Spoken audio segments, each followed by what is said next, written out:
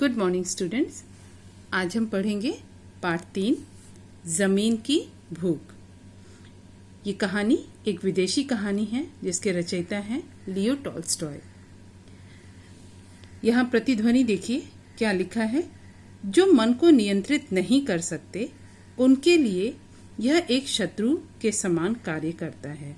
श्री भगवद गीता से ये वाक्य लिया गया है और इस कहानी के माध्यम से लेखक भी बताना चाहता है कि हमें संतोषी स्वभाव का होना चाहिए। हमें जो मिले उसमें संतुष्ट होना चाहिए, मन को अपने काबू में रखना चाहिए, नहीं तो ये मन क्या है, शत्रु के समान बन जाता है, शत्रु के समान कार्य करता है, जो चाहे वो आपसे करवा सकता है। इस कहानी में एक किसान है, महेश्वर नाम का एक किसान है जो अपनी कड़ी मेहनत से अपने आप को संपन्न बनाता है। सुखी, संतुष्ट नहीं होता लेकिन सुखी होता है।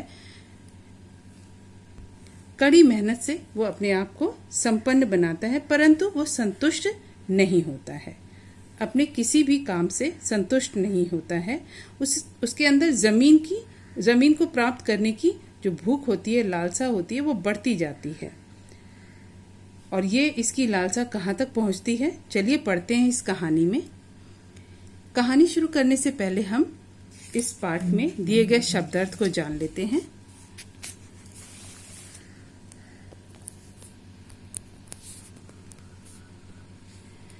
पहला शब्द है प्रयोजन। प्रयोजन का अर्थ होता है उद्देश्य। दूसरा है विनम्र। विनम्र यानी बहुत विनीत या नम्र। तीसरा शब्द है संपन्न। संपन्न यानी धन धान्य या सुख सुविधाओं आदि से परिपूर्ण। धन धान्य सुख सुविधाओं आदि से परिपूर्ण, भरा पूरा। टेकरी। टेकरी का अर्थ होता है ऊंचा टीला या छोटी पहाड़ी। आस्तीन। कमीज, कुर्ता आदि का बाह पर का भाग। कमीज या कुर्ता कुछ भी हो, उसमें जो बाह पर का भाग होता है उसे कहते हैं आस्तीन। सहर्ष। सहर्ष खुशी के साथ यानी हर्ष सहित। दुभाषिया। दुभाषिया दो भाषाओं को जानने वाला। सौदागर। सौदागर व्यापारी या व्यवसायी। मुखिया। मुखिया यानी नेता या सरदार। भाव। भाव यानी मूल्य। तो चलिए शुरू करते हैं कहानी हम अपनी।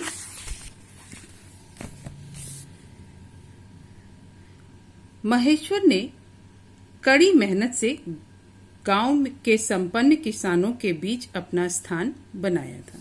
महेश्वर जो किसान है वो बहुत ही मेहनत करता है और मेहनत करके जो संपन्न किसान थे, संपन्न थे, जिनके पास अधिक धन था, उनके बराबर उनके बीच में जो है अपना स्थान उसने बनाया।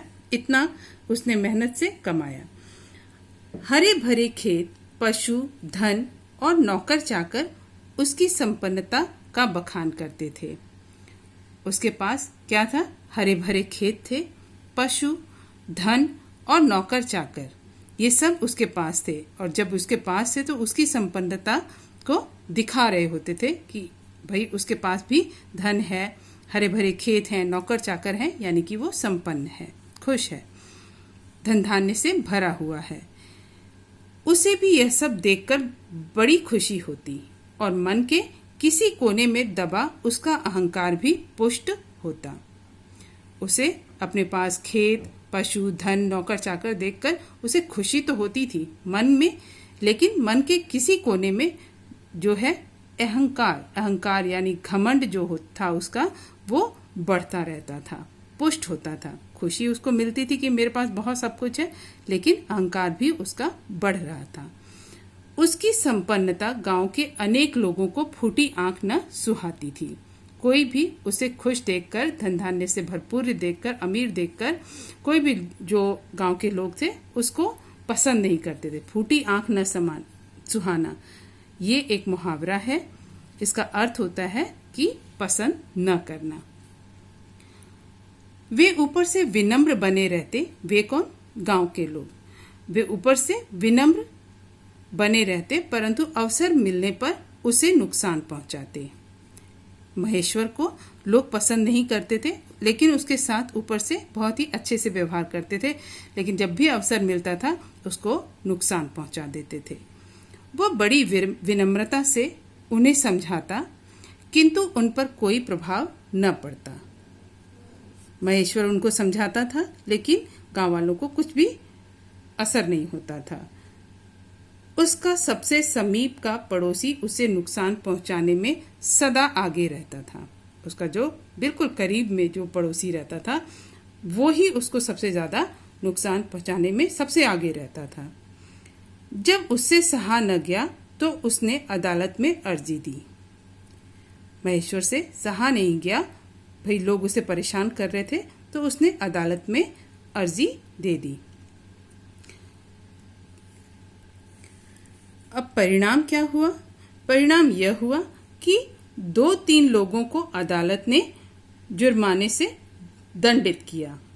जब महेश्वर ने अदालत में उनके जो लोग उसे परेशान करते थे उनके खिलाफ जो है अर्जी दे दी, तो जो अदालत ने उन लोगों को क्या किया? जुर्माने के तौर पे दंडित किया।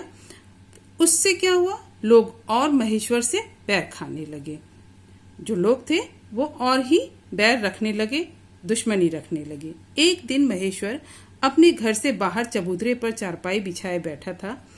एक परदेसी किसान उसके घर के सामने से निकला। उसने महेश्वर को बताया कि वह सतलुज पार से आ रहा है। वहां उपजाऊ जमीन यूं ही पड़ी है। वहां की बस्ती में नए बसने वाले किसान को 20 एकड़ जमीन मुफ्त मिल रही है। वहां रहकर खेती करने वाले किसान बड़ी जल्दी संपन्न हो जाते हैं। वहां के लोग संपन्न भी हैं और व्यवहारिक भी। वे चाहते हैं कि उनकी बस्ती बड़ी हो और अधिक लोग आएं। देखो यहाँ पर महेश्वर एक बार अपने घर के बाहर चबूतरे पे बैठा हुआ था। तभी एक परदेसी वहां पर आया और उसने बताया कि सतलुज पार से वह आया है और वहां पे जो जमीन है वो यूं ही पड़ी हुई है, बेकार है, उस पर कोई भी काम नहीं करता है, खेती नहीं करता है। वहां के लोग जो है, वहां के लोग चाहते हैं कि हमारी जो बस्ती है वो और ज्यादा लोग आए और लोग रहें यहाँ पर, ये बस्ती बड़ी हो जाए, तो तुम जाकर वहां पर काम कर सकते हो। वहां के लोग संपन्न भी हैं, बहुत ही धनी हैं और व्यवहारिक भी हैं। एक दूसरे से लड़ाई नहीं करते, व्यवहारिक हैं, व्यवहार बना के रखते हैं एक दूसरे से। तो किसान जो महेश्वर था उसकी बात बहुत ध्यान से सुन रहा था। महेश्वर अपने गांव के लोगों के व्यवहार से असंतुष्ट तो था ही। एक दिन गांव छोड़कर परिवार के साथ उस स्थान पर जा पहुंचा जो परदेसी ने बताया था सतलुज पार वाली जमीन के बारे में। तो महेश्वर उस जगह पहुंच गया, क्योंकि वो अपने गांव में जो लोग रहते थे उनसे संतुष्ट तो था नहीं। उनके व्यवहार में उनके हमेशा दुश्मनी दिखाई पड़ती थी उसे। तो वो परदेसी जो आया था उसने जिस जमीन के बारे में बताया था उस जमीन को देखने के लिए उस स्थान पर महेश्वर पहुंच गया। एक बड़े गांव की पंचायत में सम्मिलित होकर उसने जमीन का पट्टा प्राप्त कर लिया। जमीन जो है अपने नाम उसने कागज बनवा लिए। सम्मिलित जमीन में से उसे और उसके परिवार के लिए 100 एकड़ जमीन दे दी गई थी। जो जमीन थी उसे 100 एकड़ जमीन उसमें से मिली। वह मेहनत से खेती करने लगा। अब वह पहले से अधिक संपन्न हो गया था। जो पहले था उससे और अधिक संपन्न हो गया।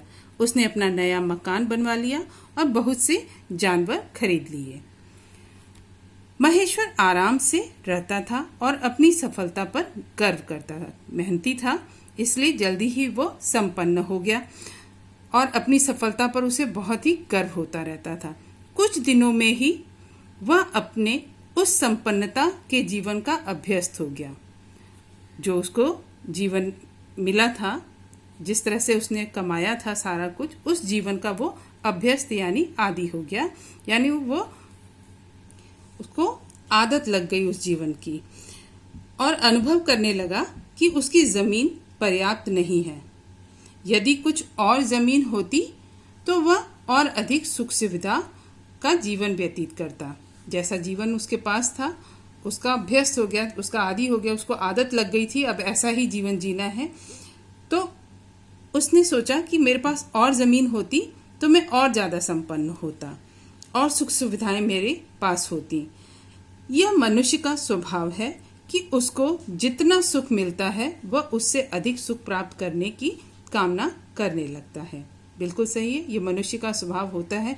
जो उसके पास होता है उससे वो जल्दी संतुष्ट नहीं होता और इच्छा होती है उसको प्राप्त करने की। थोड़ा समय यूं ही बीत गया। एक दिन किसी सौदागर ने रात्रि व्यतीत करने के लिए महेश्वर के किवाड़ खटखटाए और अपना प्रयोजन बताया। महेश्वर प्रेम पूर्वक उसे भीतर लाया, उसके लिए बिस्तर लगाया और उसे भोजन करवाया। सौदागर उसके व्यवहार से प्रभावित हुआ और वे लोग बातचीत करने लगे। जमीन और खेती बाड़ी की चर्चा हुई। उस सौदागर ने बताया कि वह नेतानी नदी के उस पार से आ रहा है। पहले किसान आया था, वो कहाँ से आया था? सतलज के पार से। अब ये जो सौदागर है वो कहाँ से आया है? नेतानी नदी के उस पार से आ रहा है। वहां इतनी अधिक उपजाऊ जमीन खाली पड़ी है कि जितनी चाहे लेकर जोत लो। सौदागर की बात सुनते ही महेश्वर नेतानी नदी के पार की जमीन का किसान बनने के सपने देखने लगा। महेश्वर मेहनती बहुत था, है ना? तो वो जिस जमीन पे जाता था वहाँ बहुत मेहनत करता था और वो पहले से अधिक संपन्न हो जाता था। तो अब वो नेतानी नदी के पार की जो जमीन थी उसका किसान बनने की सपने देखने लगा। उसने अगले दिन सौदागर को विदा किया और सौदागर द्वारा बताए गए स्थान के विषय में आवश्यक पूछताछ की। जो सौदागर ने जिस जमीन के बारे में बताया था उसके बारे में पूछताछ की। संतुष्ट होकर उसने वहां जाने की तैयारी आरंभ कर दी। वहां के लोगों को भेंट देने के लिए उसने चाय के डिब्बे, मिठाई, कपड़े और अन्य अनेक वस्तुएं ले ली।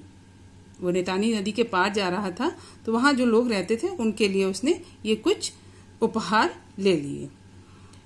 घर की देखभाल का कार्य पत्नी को सौंपकर और एक आदमी अपने साथ लेकर वह यात्रा पर निकल पड़ा।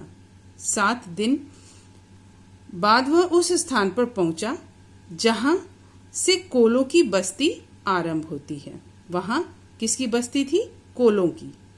नेतानी नदी के पार किसकी बस्ती थी? कोलों की बस्ती थी।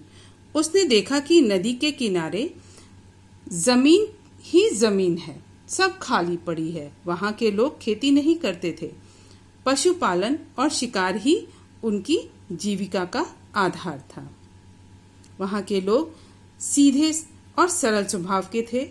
महेश्वर के साथ लाई वस्तुओं की महेश्वर ने साथ लाई वस्तुओं की भेंट देकर उन लोगों को खुश कर दिया और दुभाषियों के द्वारा अपने वहां पहुंचने का उद्देश्य बताया। जब उसने वहां पर महेश्वर ने लोगों को अपने साथ जो भेंट लेकर आया था उसने लोगों को भेंट दिया तो सब बहुत खुश हुए और उसने वहां आने का उद्देश्य भी बताया कि मैं यहाँ किस लिए आया हूँ। तो आज हम यहीं तक अपनी कहानी पढ़ेंगे। अगली वीडियो में हम आगे के भाग को पढ़ेंगे। तो जो भी आपको अभी तक जो भी पढ़ाया गया है उसे सही उच्चारण के साथ पढ़िए और ध्यान रखिए।